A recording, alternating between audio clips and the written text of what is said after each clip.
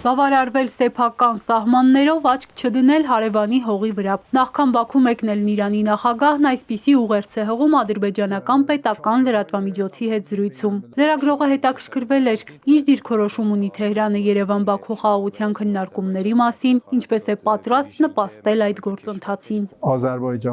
Կոնֆլիկտը սկսվում է այն ժամանակ, երբ կողմերից մեկը փորձում է իր վերահսկողության տակ դնել մյուսների տարածքները կամ սահմանները։ Այն, ինչին մենք միշտ օժանդակել ենք եւ հավատացած ենք, որ պետք է շարժվել այդ ուղղությամբ, հարգանքն է պետությունների իրավունքների, շահերի եւ տարածքային ամբողջականության նկատմամբ։ Մենք միշտ աջակցել ենք Ադրբեջանի իրավունքներին եւ բնականաբար կաջակցենք նաեւ Հայաստանին այդ երկրի օրինական իրավունքների շրջանակում։ Ձգտելու ենք, որ կողմերը կարողանան խաղաղության, եղբայրության եւ բարիդրացիության սկզբունքների հիման վրա նստել բանակցությունների սեղանի շուրջ, ապրել կողք կողքի եւ օգնել միմյանց։ Իրանագետի խոսքով հարևան երկրի ղեկավարի այս ուղերձը բացառապես Բաքվին էր ուղղված, Երևանը որևէ կերպ հասցեատեր լինել չի կարող։ Մենք չունենք որևէ ադրբեջանական հող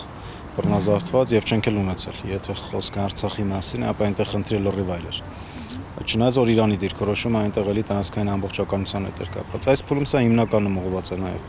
Ադրբեջանական Հանրապետությանը եւ Զանգեզուրի միջանցքի հետ կապված ծրագրերի հետ եւ Հայաստանի այլ հատվածների բռնազավթման հետ եւ նաեւ այն հայտարարությունների, որոնք լինում են Սյունիքի վերաբերյալ մշտապես Արևմտյան Ադրբեջանի ինչ որ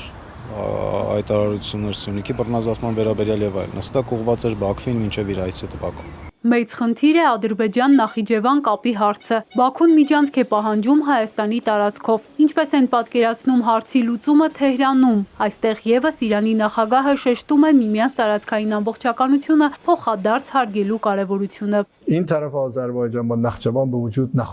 Մենք այժմ աշխատում ենք պատրաստել Իրանի ճանապարհը, որպեսզի Ադրբեջանի մեր սիրելի եղբայրներն ու քույրերը կարողանան մեր տարածքով հասնել Նախիջևան։ Այդ ուղղությամբ ճանապարհաշինական եւ երկաթուղային աշխատանքն ընթանում է արագ տեմպով։ Մենք արդեն այդ հարցի շուրջ պայմանավորվել ենք եւ Աստծո կամքով Ադրբեջան-Նախիջևան հաղորդակցության հաստատման հարցում որևէ խոչընդոտ չի առաջանա։ Չնայած Բաքուն համառորեն չի փակում այսպես կոչված Զանգեզուրի միջանցքի թեման, Իրանի կարծր դիրքորոշումն էլ սրանից չի փոխվում, ասում է իրանագետը։ Այս փուլում եւս խոսում են այլընտրանքի մասին, որպես հակադրություն Բաքվի Երևանին ուղղված պահանջի։ Իրականում այն ուղղությունը, որի մասին խոսում էր Փեզեշկյանը, եղել է խորհրդային միության փլուզումից անմիջապես հետո։ Իրանի տարածքով դեպի Նախիջևան եւ Իրանը մշտապես տա վերահսկողության